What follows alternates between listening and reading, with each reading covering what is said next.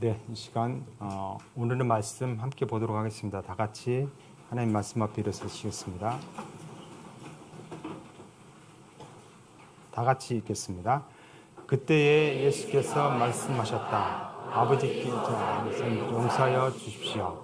저 사람들은 자기네가 무슨 말을 하는지를 알지 못합니다. 그들은 제비를 뽑아서 예수의 옷을 나누어 가졌다. 아멘. 서로 축복의 말씀으로 인사하고 앉도록 하겠습니다.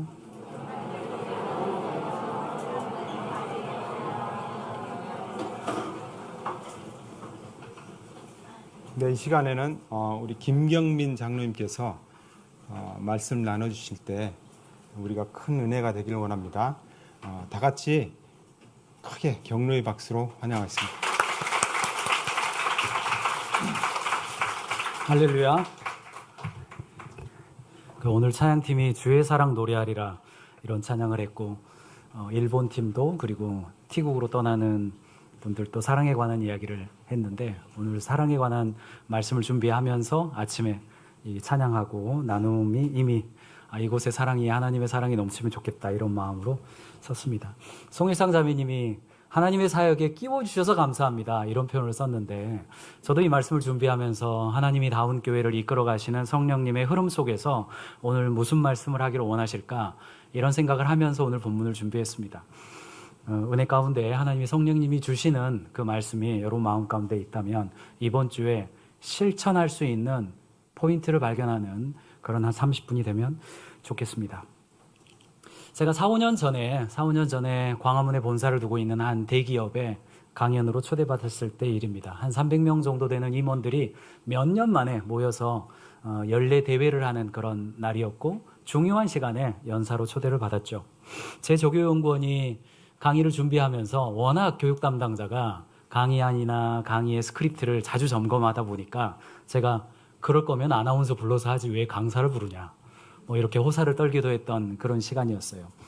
다만 그때 제 마음속에는 뭐가 있었냐면, 이제는 기업 교육도 정보를 전달하는 것이 아니라 에너지를 전달해야 한다. 그래서 제 나름대로의 몇 개의 시퀀스를 준비하고 강의를 할 때에도 약간 극적인 요소를 테스트하던 그런 시기였습니다. 그래서 마음속으로는 그거 한번 해볼 자리다, 반응을 한번 보겠다 이런 생각을 했는데, 강의한 대로만 하라 그러니까 좀 이렇게 마음이 좀 어렵더라고요. 어쨌든 비싼 돈을 받고 강의장에 갔습니다. 그리고 1강과 중간에 쉬는 시간 2강 이렇게 이어졌는데, 1강 내내 제가 준비한 시퀀스를 아주 즐겁게 했습니다. 분위기도 좋고 반응도 좋았어요. 재밌었죠. 근데 쉬는 시간에 저 뒤에 앉아있던 교육 담당자가 이렇게 허리를 숙이면서 앞에까지 오더라고요. 그래서 저한테 한마디를 했습니다. 강사님, 제발 강의한 대로만 해주세요. 이제 그 말 한마디에 굉장히 무릎이 흔들리더라고요. 이게 뭔가 내가 잘못했구나 이런 생각이 많이 들었습니다. 원래 이런 컨퍼런스 끝나고 나면 교육 담당자가 강사를 어디까지 배웅하느냐가 강사의 만족도잖아요. 원래 이렇게 지하 주차장까지 와서 안녕히 가십시오 이렇게 하거든요. 백밀러로 보죠, 어디까지 인사하나. 근데 그날 엘리베이터 앞에서 안녕히 가세요 하더라고요. 그래서 망친 거죠. 그리고 굉장히 이게 부끄러움이 많이 느껴졌습니다. 거기 앉아있던 300명의 대기업 임원들이 마치 저를 이렇게 저 사람 자기 마음대로 하고 갔다, 저를 이렇게 비난하는 것 같은 소리가 며칠 동안 제 귀에 들렸습니다. 오늘 제가 부끄러운 이야기로 시작하는 이유는 자기 중심성에 관한 이야기 때문에 그렇습니다. 오늘 이야기는 제가 신학을 전공하지도 않았고 목사도 아니고 여러분과 똑같이 일상생활에서 치열하게 살아가는 평범한 동료 그리스도인으로서 삶을 나누고 싶습니다. 그때 예수께서 말씀하셨다. 아버지, 저 사람들을 용서해 주십시오. 저 사람들은 자기네가 무슨 일을 하는지 알지 못합니다. 그들은 제비를 뽑아서 예수의 옷을 나눠 가졌다. 누가복음 23장 34절에 있는 그 말씀은 이른바 예수님이 십자가 위에서 하셨던 7가지의 가상칠언의 그 첫 번째 이야기죠. 한 10년 정도 전에요. 제가 사업을 시작한 지 얼마 되지 않았을 때 사업을 좀 잘하고 싶었습니다. 그리고 제가 창업한 것은 비즈니스 세계에 하나님 나라가 임하시게 하자. 이것을 사업의 모토로 걸고 일을 시작했죠. 그래서 이런저런 일을 할 때 하나님이라면 어떻게 하셨을까 이런 마음을 하면서 교육도 하고 컨설팅도 했습니다. 그러던 어느 날 8월 15일이었죠. 지금도 여의도 순복음교회 앞에 가면 10시 반, 11시 반, 오후 3시 반에 오산리 기도원으로 떠나는 무료 셔틀버스가 있습니다. 교인인 척하면 무료로 탈 수 있습니다. 아마 지금도 그럴 것 같습니다. 그때 거기에 가서 오산리 기도원에 갔고 거기서 비표를 받아서 기도굴에 들어갔죠. 당시에는 이렇게 소리내서 하는 기도보다 제가 타이핑이 빠르기 때문에 마이크로소프트 워드를 켜고 쓰는 기도를 시작했습니다. 그러다가 중간에 약간 졸립기도 하고 그래서 다시 성경도 읽고 마침 그날 본문이 바로 이 문구였습니다. 개인적으로 제가 주일학교 신앙이거든요. 어렸을 때부터 이 말씀은 아주 익숙하고 성극도 많이 했습니다. 제가 가룟 유다 역할도 해보고 베드로 역할, 예수님 역할 다 해봤습니다. 그리고 제가 대사로도 많이 했던 거죠. 그런데 아버지, 저 사람들을 용서해 주십시오. 저 사람들은 자기네가 무슨 일 하는지 알지 못합니다. 저는 개인적으로 인생을 살아오면서 예수님은 하나님과 인간의 관계를 회복시키시기 위해서 절체절명의 인류사적인 사명을 가지고 오신 분이다. 그러므로 그분의 사명보다 위대한 사명은 없고 그분은 사명을 다하시기 위해서 평생을 헌신하신 분이다. 그러니 나도 예수님을 따르는 사람으로서 사명에 복종하자. 이런 생각이 굉장히 강했습니다. 아마도 권위적인 아버지 밑에서 자란 많은 남자 아재들도 비슷할 거라고 생각합니다. 그래서 저는 예수님의 그 사명의 순간을 바라볼 때 제 눈에 보였던 것들은 그동안 다 이루었다. 테텔레스타이. 그 말씀이 저에게 중심이었어요. 그런데 저에게 새롭게 다가왔습니다. 첫 번째 하신 말씀이 어떤 의미에서는 사명과 상관없는 거 아닙니까? 저들을 용서해 주세요. 로마 병정 그 5명의 일개 분대. 여자의 보소서 아들입니다. 너는 오늘 밤 나와 함께 낙원에 있으리라. 뒤척여 보니까 7개의 말씀 중에서 무려 5가지가 사명과는 본질적으로 상관없는 이야기를 하셨더라고요. 성경을 앞뒤로 넘겨보면서 제 마음속에 그런 생각이 들었습니다. 예수님은 사명을 따라 사신 것이 아니라 어쩌면 당신에게 주어진 사람들을 사랑하시다 보니까 결과적으로 사명이 완수된 거 아닐까? 그런 마음이 그날 저에게 있었습니다. 그리고 제가 사명을 위해서 애쓰고 노력했던 수많은 일들, 전략을 실행하기 위해서 시행했던 수많은 성과관리 시스템들, 이런 것들이 마음속에 후회로 다가왔습니다. 제일 미안했던 게 제가 피자몰에서 배달 프로젝트 하면서 이렇게 폭주 뛰던 애들 같이 살면서 하면서 배달 하나 더 하면 300원 추가 뭐 이런 거 했던 거. 그러니까 인사 시스템으로 사람을 인도해 왔던 것들이 굉장히 미안한 마음이 많이 들었습니다. 그래서 며칠 지나서 그 친구들에게 아주 오랜만에 전화해서 잘 지내냐 이랬는데 참 어려운 중에도 그 친구들이 저를 좋은 기억으로 기억해주고 결혼식도 가고 애도 낳고 하는 모습들을 봤죠. 예수님은 십자가 위에서 옆에 달린 강도 한 사람에게 오늘 네가 나와 함께 낙원에 있을 것이다. 당신의 속옷을 제비 뽑던 로마 병정들을 위해서 하나님께 용서를 구하시고 어머니를 제자에게 부탁하시고 이 장면은 인류 구원이라고 하는 가장 큰 사명의 순간에도 예수님의 시선은 끝까지 곁에 있는 한 사람들을 향해 있었습니다. 제가 기도굴에 들어가기 전에 부슬비가 내리고 있었는데요. 거기 기도굴 앞에 작은 트랙이 있었습니다.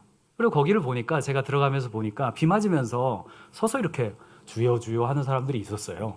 그래서 제가 그 안에 들어가면서 참 별나게 기도한다 뭐 속으로만 그런 생각하면서 제가 들어갔거든요. 근데 한 2시간 되지 않아서 제가 그 대열에 있었습니다.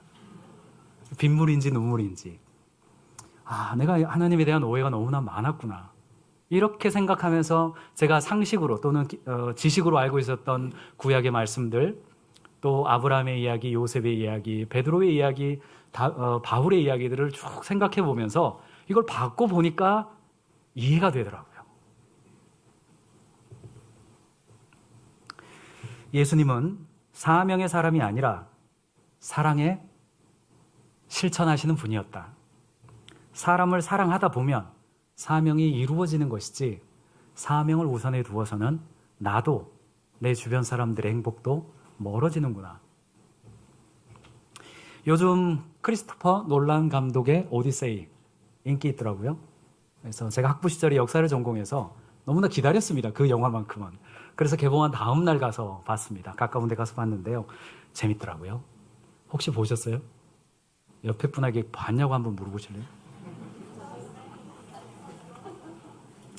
거기에 보면 원작을 보면 꼭 그런 건 아니지만 언제나 이렇게 고전은 현대의 맥락과 재해석할 때 우리에게 새로운 감동이 오잖아요. 아마도 놀란 감독은 반복해서 이야기하는 게 거기에 보면 크세니아라는 이야기가 나오고 그것을 이제 번역가들은 이제 제우스의 법, 환대의 법 이렇게 번역을 하더군요. 근데 호메로스가 그 소설을 쓸 때에도 소설 혹은 신화를 쓸 때에도 이 당신을 찾아온 어떤 손님은 제우스의 현현일 수 있다. 그러니 박대하지 말고 환대해 주어라. 이게 그 소설 속의 기본적인 어떤 관점이죠.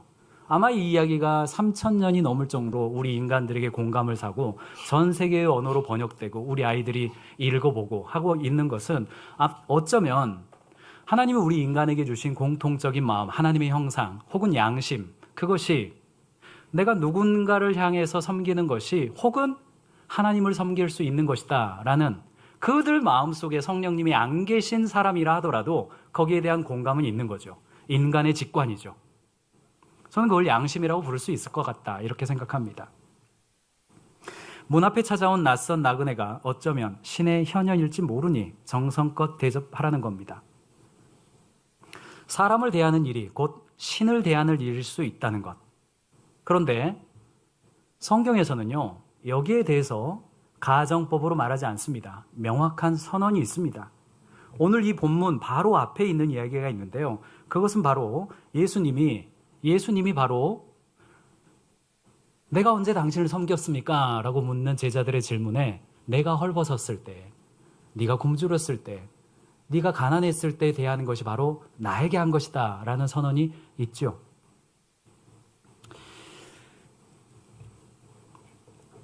사명이 사랑을 방해할 때 그 첫 번째는 성과입니다. 저희 회사는 경영 컨설팅 회사인데요. 코로나가 되면서 일정이 잘리더라고요. 대기업부터 공기업부터 한 1년 전 일정부터 다 잘려요. 이러다가 야 망하겠네. 여러분들 경영 컨설팅 회사가 망하면 무슨 망신입니까? 그래서 이러면 안 되겠다. 그래서 빨리 디지털의 흐름을 타야겠다. 그래서 온라인 강의 플랫폼 사업을 시작했습니다. 사업 초기였고 온라인 강의라고 하는 건 저도 못 해봤죠. 그래서 불비한 여건 속에서 시작을 했습니다. 마침 유튜브의 흐름이 있었고 라이브 방송을 시작했습니다. 이번 주까지도 했습니다. 1114회째 하고 있으니까요. 그 초기에 저를 도와주던 연구원들이 있었는데 그중에 가장 촉망받는 연구원이 20대 후반의 여자 연구원이었습니다. 저는 제가 가지고 있는 지식, 노하우를 전수한다라는 관점을 가지고 참 빡세게 일했습니다. 그러던 어느 날 점심시간이 됐는데 저기 합정역에서 여기 사무실 평산빌딩에 있을 텐데요. 사무실로 걸어오면서 제가 우연히 물을 마시다가 창문을 내다봤는데 그 친구가 오전 반차를 내고 출근하던 길이었던가. 근데 이렇게 걸어오다가 가방을 내려놓고 마스크를 아래로 내리면서 심호흡을 한 서너 번을 하더라고요. 아주 힘든 표정으로. 그리고 마스크를 올리고 가방을 들고 출근하는 모습을 봤습니다. 좀 힘든가 보다 하고 힘들면 말하겠지. 하고 다음날 아침에도 6시 반에 출근을 시켰죠.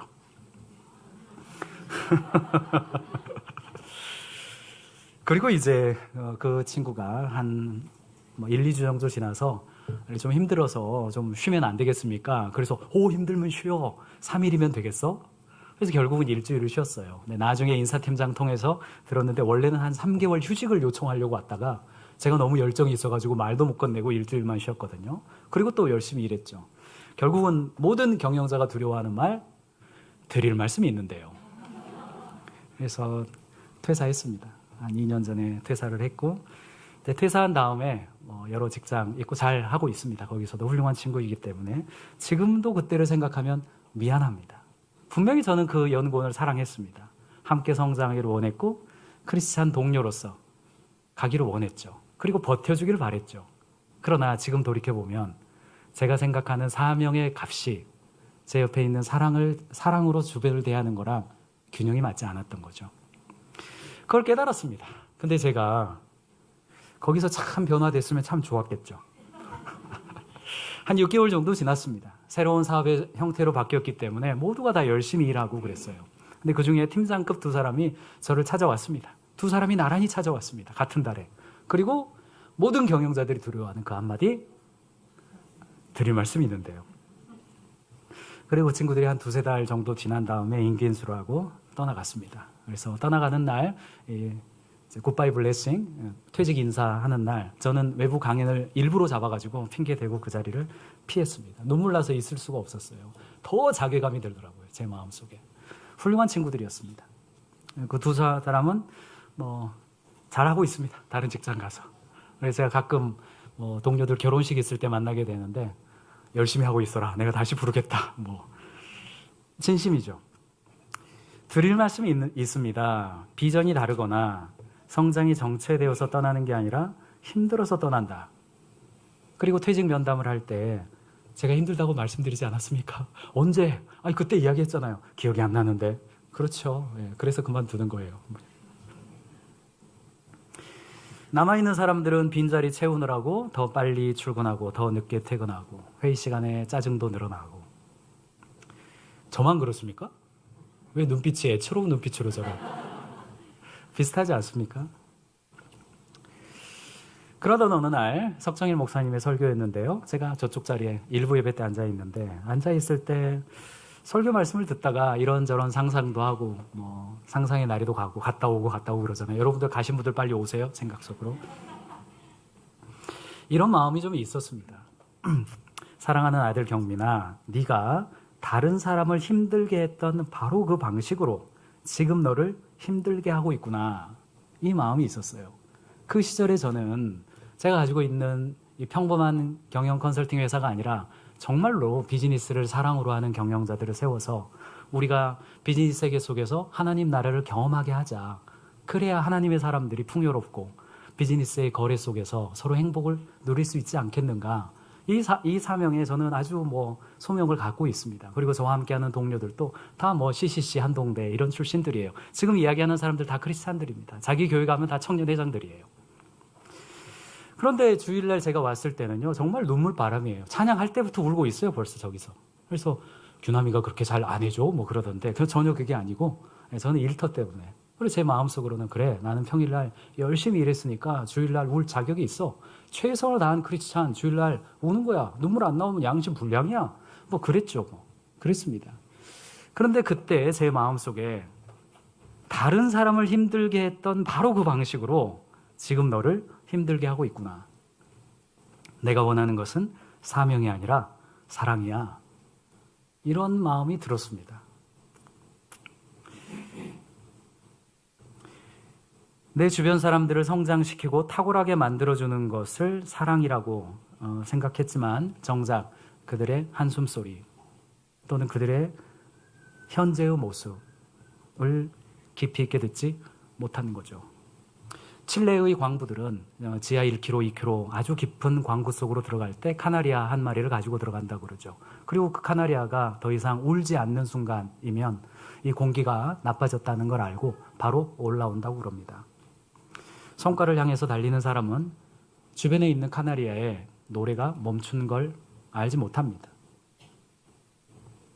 고린도전서 13장 2절 3절에 이렇게 말하고 있습니다. 내가 예언하는 능력을 가지고 있을지라도 또 모든 비밀과 모든 지식을 가지고 있을지라도 또 산을 옮길 만한 모든 믿음을 가지고 있을지라도 사랑이 없으면 아무것도 아닙니다. 내가 내 모든 소유를 나누어 줄지라도 내가 자랑 삼아 내 몸을 넘겨줄지라도 사랑이 없으면 내게는 아무런 이로움이 없습니다. 산을 옮길 만한 믿음, 우리식으로 말하면 회사를 옮길 만한 성과, 그것이 있어도 사랑이 없으면 아무것도 아니라고 성경에서는 우리에게 교훈하고 있습니다. 사랑하는 다운교회 공동체 형제 자매 여러분, 우리는 지금 무엇인가를 이루기 위해서 누군가의 한숨을 그냥 지나쳐버리고 있지는 않습니까?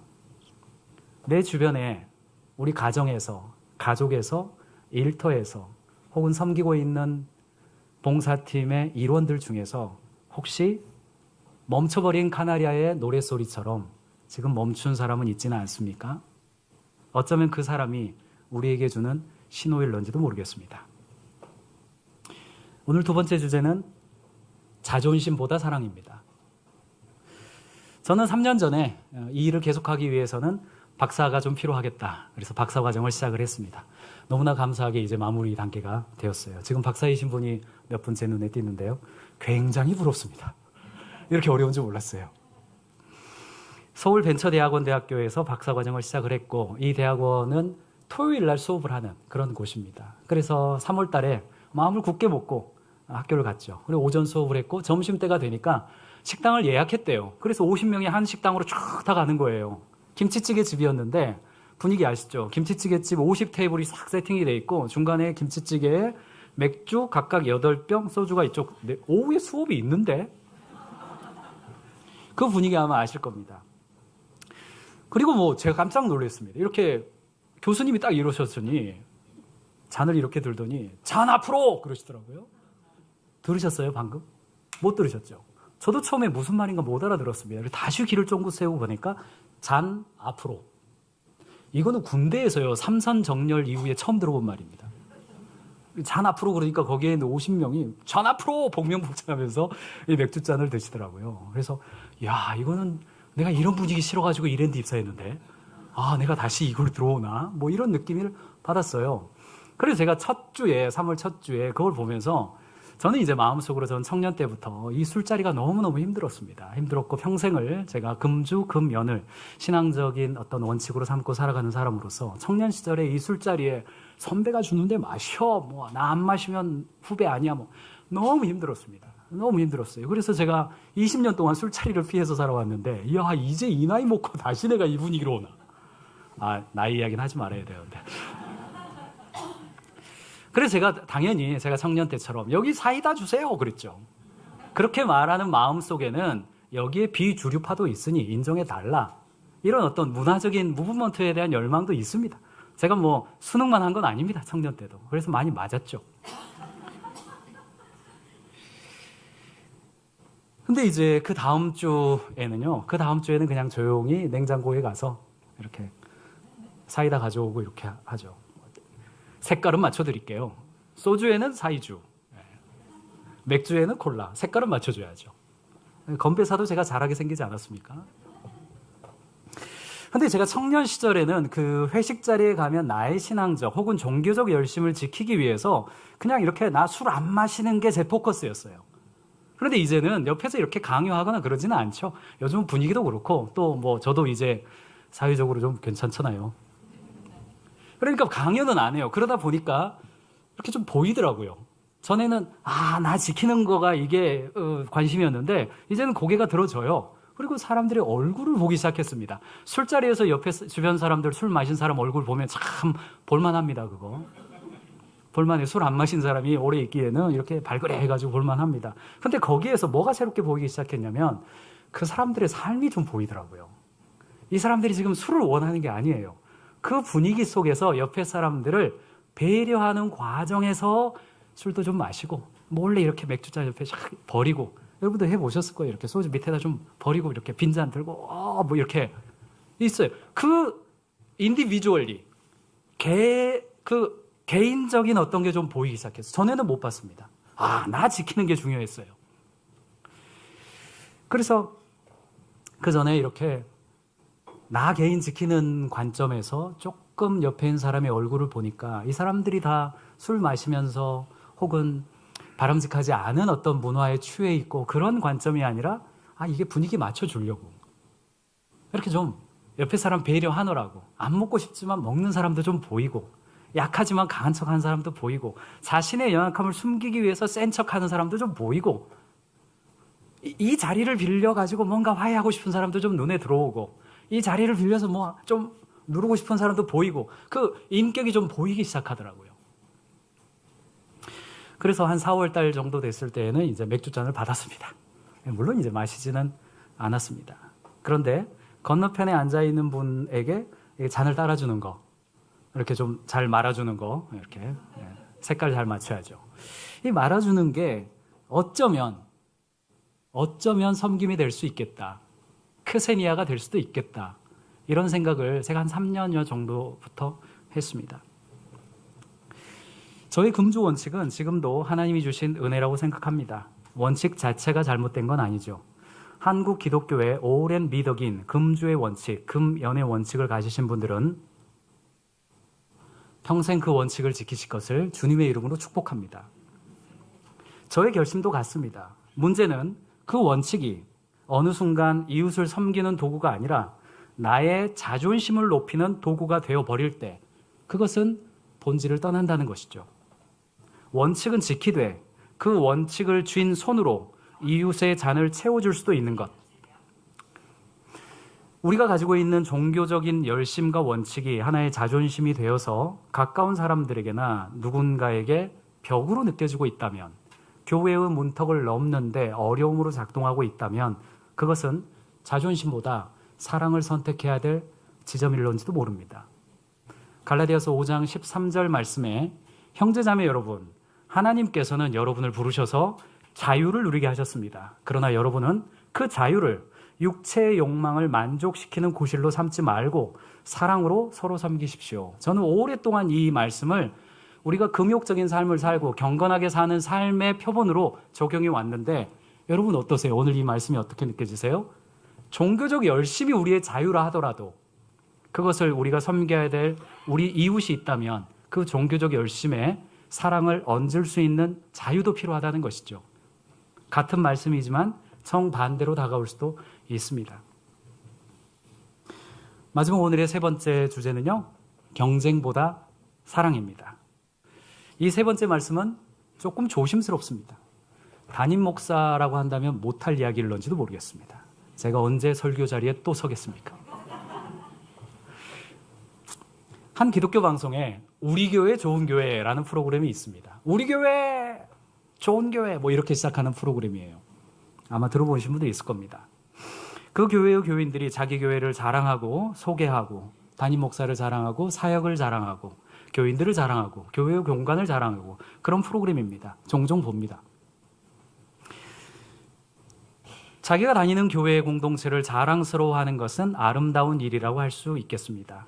그런데 우리 마음속에서 그 자부심이 어느 순간 경쟁심으로 바뀌는 것 느껴본 적 없으십니까?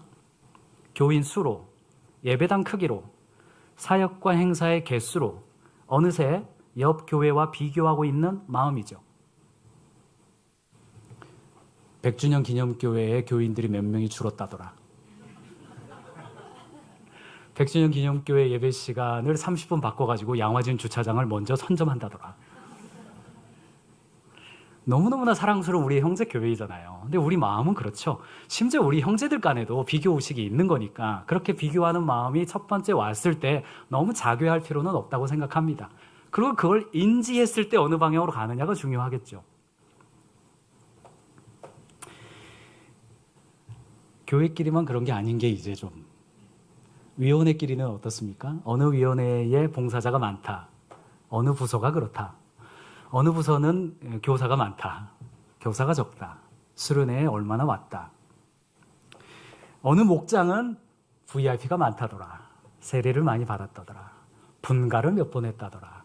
그런 마음이 우리에게 오는 것은 마치 지나가다가 새가 머리에 똥을 싸는 것과 마찬가지죠. 그러나 둥지를 틀게 할 수는 없죠. 섬김의 기쁨이, 사역의 열심이 어느새 순위 매기기의 부담으로 바뀌죠. 아까도 말씀드렸지만 남 이야기가 아닙니다. 제 이야기입니다. 제가 오랫동안 인도 단기 선교회 팀장으로 다녀왔잖아요.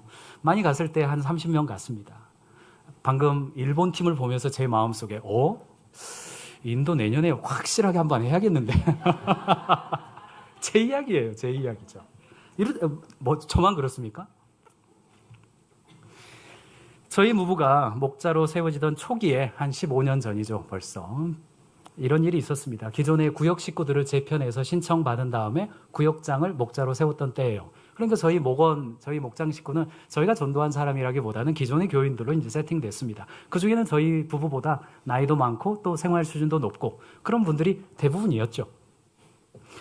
한번 목장 모임이 끝난 다음에 집으로 가던 날 합정역을 걸어가면서 이렇게 마중하던 그 길에 제 아내의 언니라고 부르던 한 자매님이 이렇게 말했습니다. 야, 규남아, 너 힘들게 왜 너네 집에서만 해? 좀 돌아가면서 좀 해야지. 이거는 공평하지 못해. 그랬습니다. 제가 너무 반가웠어요, 그 말이. 맞아, 이거 돌아가면서 해야지. 사역의 기쁨을 나눠야지. 목자들만 이러면 안 되지. 뭐 그런 마음이 제 마음속에 있는데 제 아내가 말하지 말라고 자꾸 그래서 말 못하고 있었거든요. 옳다구나, 이제 됐다. 드디어 돌아가겠구나 했는데 제 아내가 그 언니한테 이렇게 말했어요. 언니, 공평하면 힘이 없잖아요. 참 말은 제가 잘하는데 한 방씩은 제 아내가 저 잘 먹이는 것 같아요. 언니, 공평하면 힘이 없잖아요. 16년 지난 지금까지 저희 집에서 모입니다. 그 말만 안 했으면 전통이 바뀌었을 텐데. 공평과 비교는 말하기가 너무 좋아요. 사랑은 어렵습니다. 우리는 공평하자, 공정하게 하자, 정의롭게 하자. 이 이야기는요, 내 자신에게 사용하는 언어 아니잖아요. 공정이라는 단어를 할 때 주어가 나인 적이 있어요. 공정이라는 단어는 다 대부분 2인칭이나 3인칭으로 사용됩니다. 근데 너무 말하기는 좋아요. 맞죠. 그런데 사랑은 1인칭으로만 사용될 수 있기 때문에 너무너무 어렵죠. 공평과 비교의 언어가 멈추고 사랑의 언어가 시작되는 것. 개인적으로 저는 다운교회에 청년 때부터 다녔습니다. IMF 때 직장 생활을 시작했고 굉장히 어려웠어요. 그때부터 저희 부부를 극진히 섬겨주었던 당시의 목자님, 당시의 구역장님, 지금은 이제 목자이자 다운교회 장로가 되어 있습니다. 이 자리에도 계시죠. 근데 그분이 저희 가족을 굉장히 이렇게 극진히 이렇게 굉장히 섬겨주었어요. 그러던 어느 날 저도 회사에서 성과급도 받고 월급도 어느 정도 나와서 맨날 얻어먹기만 하니까, 수년째 얻어먹기만 하니까 오늘은 제가 고기 한번 사겠습니다. 그래서 이 앞에 있는 고깃집에 갔습니다. 그래서 그날은 콜라 2잔 주세요. 이거 음료수 시키는 사람이 돈 내는 사람이거든요. 1인분 추가요. 오늘은 내가 내겠다, 그 사인이에요. 명확하게 줬어요, 제가. 그래서 이제 계산할 때 먼저 가가지고 그 계산대 앞에서 이렇게 카드를 내밀었죠. 근데 이분이 친절한 분이 아닙니다. 그래서 뭔 짓거리 하냐고, 이렇게 쓸데없는 짓 하지 말고 다른 사람한테나 잘해줘 그랬어요. 그 이야기가, 사랑이라고 하는 것은 공평함을 찾는 게 아니죠. 오히려 불공평함을 만들어내는 게 사랑 아닙니까? 우리 부모님이, 성육신하신 우리 주님께서 세상에서 가장 강한 불공평함을 우리에게 주셨잖아요. 공평하면 사랑을 못 느끼는 것 같아요. 빌립보서 2장 3절에 무슨 일을 하든지 경쟁심이나 허영으로 하지 말고 겸손한 마음으로 하고 자기보다 서로 남을 낮게 여기십시오. 우리 교회의 사랑이 자부심에 머물게 하고 경쟁심이 되지 않도록 하는 것.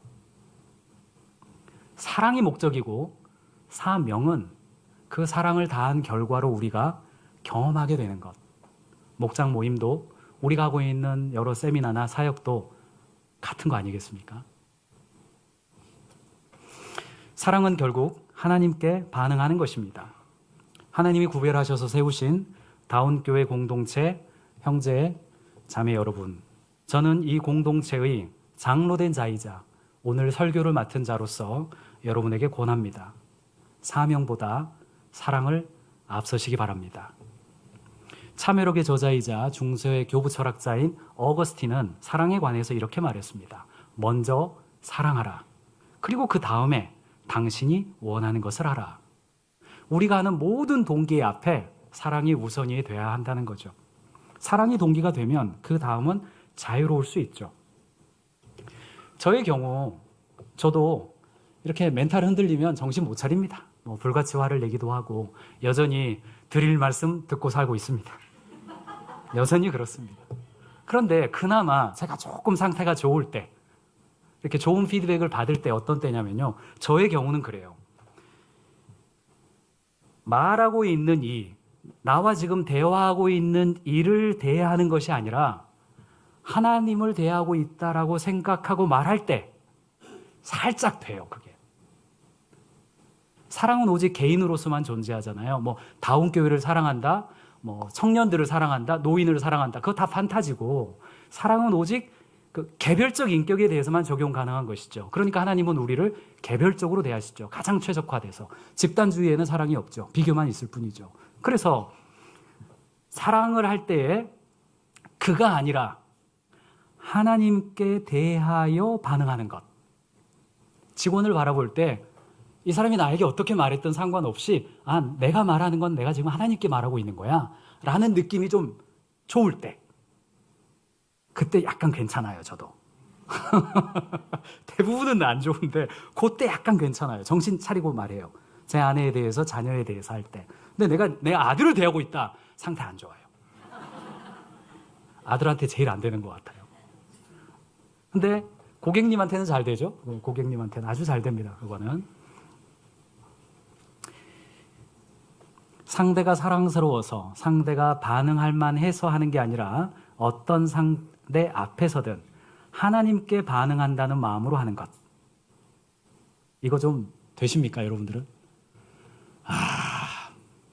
요거 좀 일주일 동안 좀 결심해 보시기 바랍니다. 잠시 후에 기도 시간 드릴 테니까요.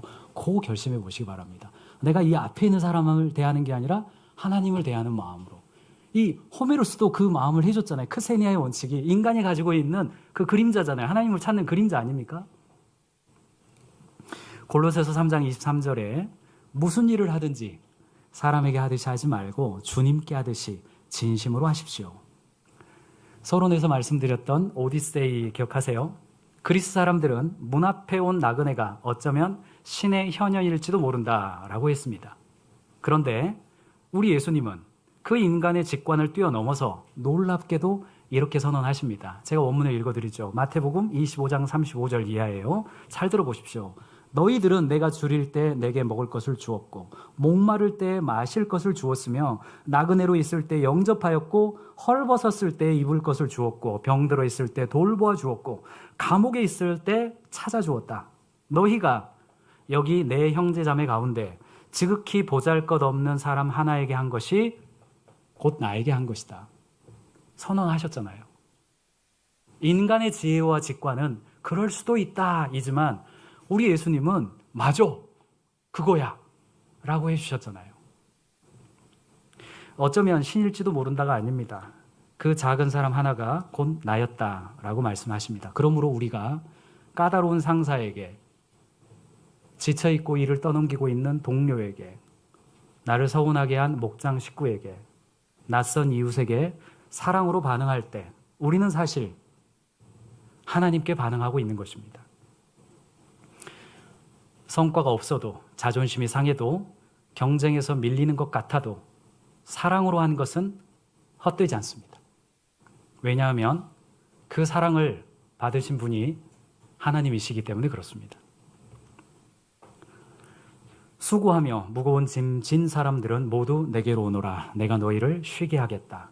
나는 마음이 온유하고 겸손하니 내 멍에를 메고 나한테 배우라. 그리하면 너희는 마음의 쉼을 얻을 것이다. 내 멍에는 편하고 내 짐은 가볍다. 주님은 분명히 내 멍에는 편하고 내 짐은 가볍다라고 말씀하셨습니다. 그런데 왜 우리가 갖고 있는 신앙이 이렇게 힘들기만 한 겁니까? 그것은 어쩌면 우리가 여전히 사명의 법, 자존심의 법, 경쟁의 법에서 벗어나지 못하고 사랑의 법으로 넘어가지 못했기 때문 아니겠습니까?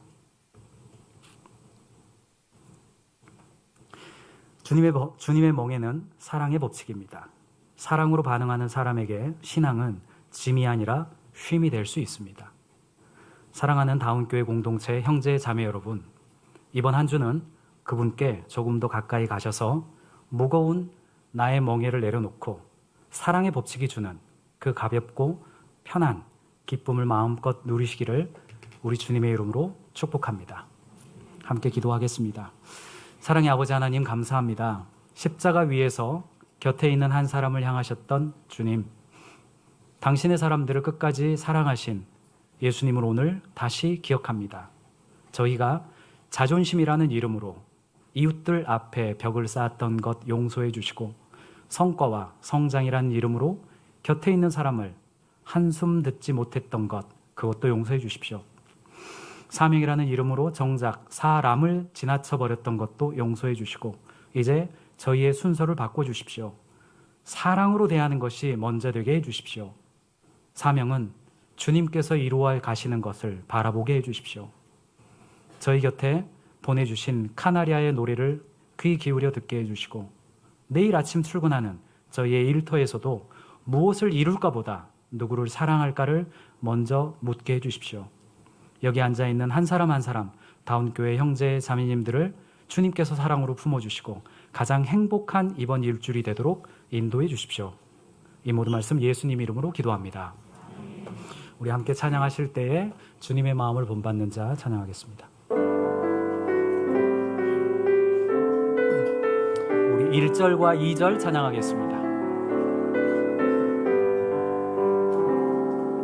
주님의 마음을 본받는 자, 그 마음에 평강이 찾아오는 험악한 세상을 이길 힘이 하늘로부터 임함이로다. 주님의 마음 본받아 살면서 그 거룩하신 나도 이루리.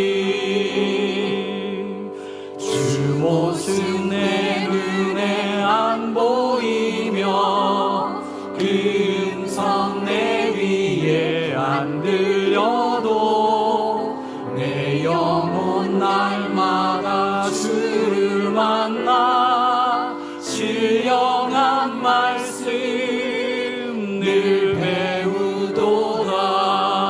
주님의 마음 본받아 살면서 그 거룩하신 나도 이루리. 이 시간 침묵으로 함께 기도하겠습니다. 눈을 감은 채 조용한 방 하나를 상상해 보십시오. 한 자리에 우리가 앉아 있고 맞은편에 우리 하나님 아버지께서 앉아 계십니다. 지금은 집중해서 우리 하나님이 우리를 보시고 어떤 표정으로 앉아 계실지 상상해 보십시오. 그리고 말씀드려 보십시오.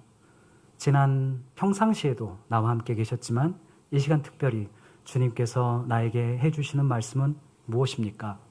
제가 사명이나 자존심이나 경쟁심을 이기고 내 주변에 있는 사람들을 사랑하기 원하시는 주님, 이번 주에 제가 만나는 사람들이 있습니다. 그들에게 제가 어떻게 하기를 원하십니까? 질문해 보시고 주님이 주시는 마음에 귀 기울여 보시기 바랍니다.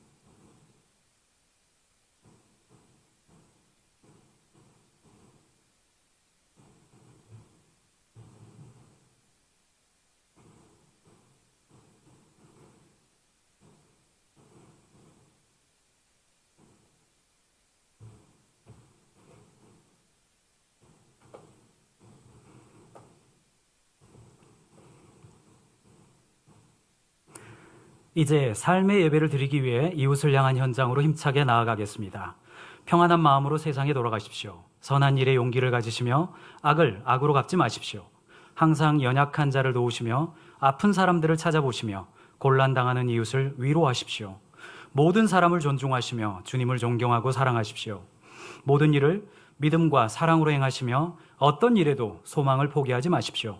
그리고 거룩하신 성령께 순종하여 기쁨과 감사의 삶을 살아가십시오.